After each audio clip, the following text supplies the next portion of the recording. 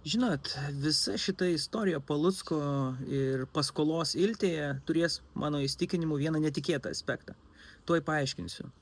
Aš nesu įsitikinęs dėl institucijų, dėl to paties Vteko, ar tai eitų toliau.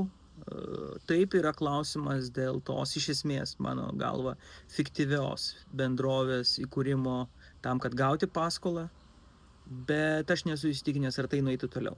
Bet efektas yra kitur. Mes daug metų turime diskusiją, kaip mums reikia valstybinio banko. Taip, mūsų verslas turi per mažai kapitalo, mes norėtume gauti paskolas žymiai lengvesnės būstui, nueini į banką valstybinį, tai reiškia mūsų banką, ir jis tau ten duoda paskolas, tu pasimi, perki butą ir visi kiti įsivaizdavimai.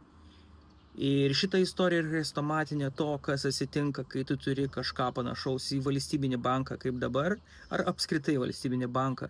Tokių istorijų mes girdėtumėm nuolatos, ar ne? Ir priklausomai nuo to, kas būtų valdžioje, visą laiką būtų įtarimai, kad viena ar kita paskola yra išduota būtent dėl to, kad jisai yra valdžioje, vienas ar kitas žmogus yra valdžioje.